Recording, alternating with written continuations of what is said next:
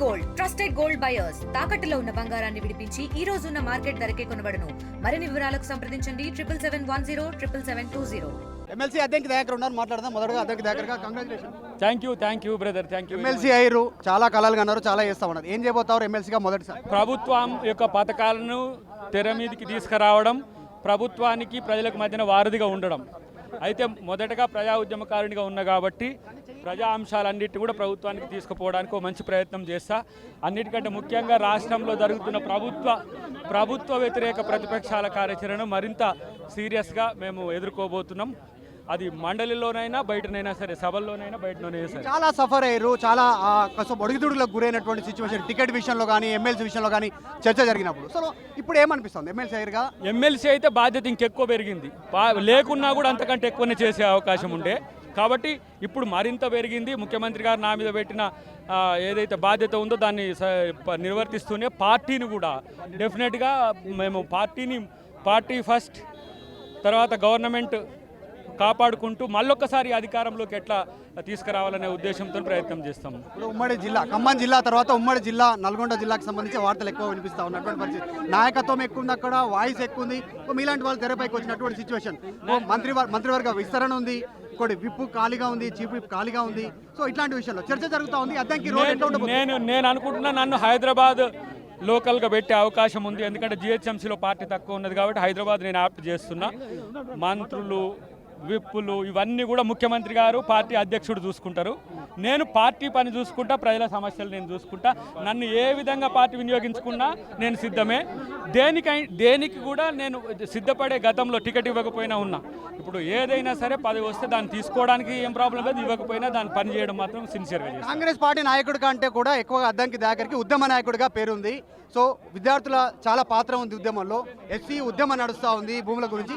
SC గురించి ఏం చెప్పబోతుంది? SC గురించి ఏం చెప్తా ఉన్నారు? ఎస్సీ విషయంలో ముఖ్యమంత్రి గారు ఈ రోజు రేపట్లో మంచి నిర్ణయం తీసుకుంటారు. విద్యార్థులు ఏమి వీళ్ళ గాయాల పడకుంటుండండి, మంచిగా జరుగుతుంది. తర్వాత విద్యార్థి ఉద్యమ నాయకులు కూడా, ఎవరైతే విద్యార్థి ఉద్యమ నాయకులు ఉంటారో వాళ్ళు కూడా మీరు ఎలాంటి భయాలకు, ఎలాంటి ఒత్తిళ్లకు లోను కాండి, ముఖ్యమంత్రి గారు కన్సర్న్తో ఉన్నారు. కాబట్టి ముఖ్యమంత్రి గారికి కూడా ఆ విషయం మేము దృష్టికి తీసుకుపోతాం. చివరిగా ఎస్సీ భూముల్ని ఎక్కువ పార్క్ చేయాలనేటువంటి డిమాండ్ వినిపిస్తూ ఉంది. కాంగ్రెస్ పార్టీ నాయకులు కూడా, నిన్న ఎంపీ మలరవి మాట్లాడారు, మీ కార్పొరేటర్ మాట్లాడారు. ఎస్సీ అక్కడ వద్దు, తరలించాలి, మొత్తం ఎక్కువ పార్క్ చేయాలి అనేటువంటి స్టేట్మెంట్. నిజంగా ఎస్సీని తరలిస్తారా? సుప్రీంకోర్టు ఈ రోజు డైరెక్షన్స్ ఇస్తుంది. ఆ తీర్పు ఇచ్చింది కూడా సుప్రీంకోర్టే. ఇప్పుడు సుప్రీంకోర్టు ఇచ్చిన తర్వాత సుప్రీంకోర్టు డైరెక్షన్స్ బట్టే ప్రభుత్వం నడుచుకుంటుంది. విద్యార్థులు ఈ విషయాల్లో అలా ఎవరి యొక్క రెచ్చగొట్టే ధోరణులకు మీరు ఇబ్బందులు పడకండి. ప్రభుత్వం మీ పట్లనే సానుకూలంగా ఉంటుంది. చివరిగా ఉస్మానియాలో ఆంక్షలు, వీటిపైన ఏమన్నారు? ఆంక్షల విషయంలో ప్రతిపక్షాలు చేస్తున్న రెచ్చగొట్టే ధోరణి కాకుండా డెమోక్రటిక్ రైట్స్ ఉండే విధంగా అది ప్రభుత్వం నిర్ణయం తీసుకుంటుంది. మీరు కోమటిరెడ్డి మీద గతంలో చేసిన వ్యాఖ్యల విషయంలో లేడీ జరిగిందనే చర్చ ఉంది. ఇప్పుడు కోమటిరెడ్డి గురించి ఏం మాట్లాడారు? ఇప్పుడు ఒక సంవత్సరం కోమటిరెడ్డి గారు నేను తోడబుట్టకపోయినా అన్నదమ్ములు లాంటి వాళ్ళమే. రేవంత్ అన్న నేను ఎట్లా ఉంటామో, కోమటిరెడ్డి వెంకటరెడ్డి అన్న నేను అట్లా ఉంటాము. ఇప్పటి నుంచి ఇప్పుడు ఒక సంవత్సరం ఆగినందుకు ఒక సంవత్సరం పెరిగింది. 2031 వరకు నాది ఉన్నది. నన్ను ప్రేమతో అందరు కలిసి ఇప్పుడు మా నల్గొండ జిల్లా నాయకులే నన్ను ఆశీర్వదించిండ్రు. డెఫినెట్గా వాళ్ళ ఆశీర్వాదంతో, ముఖ్యమంత్రి గారి యొక్క డైరెక్షన్స్తో డెఫినెట్గా మంచి నాయకుడిగా పేరు తెచ్చుకునే ప్రయత్నం చేస్తాం. చివరిగా అదంకి దయాకర్ గారు చెప్తా ఉన్నటువంటి సిచ్యువేషన్, మొదటిసారి ఎమ్మెల్సీ అయ్యాను కాబట్టి ప్రభుత్వ పథకాలను తీసుకెళ్తానటువంటి మొదటి స్టేట్మెంట్ నాది.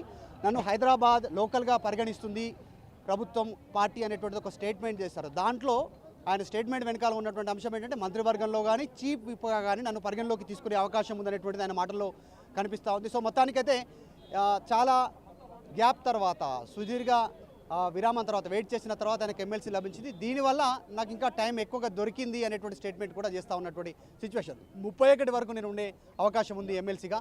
సో ముఖ్యమంత్రి, నేను, కోమటిరెడ్డి గారి సొంత అన్నదమ్ములు లాంటి వాళ్ళం అనేటువంటి స్టేట్మెంట్ చేస్తూ ఉన్నారు Addanki Dayakar MLC. Video journalist జాఫర్తో మధు మల్కేడ్కర్, అసెంబ్లీ. మరిన్ని వీడియోస్ కోసం ఛానల్ ని సబ్స్క్రైబ్ చేయండి. లేటెస్ట్ అప్డేట్స్ కోసం వాట్సాప్ ఛానల్ ని ఫాలో అవ్వండి. ఆ లింక్ డిస్క్రిప్షన్ లో ఉంది.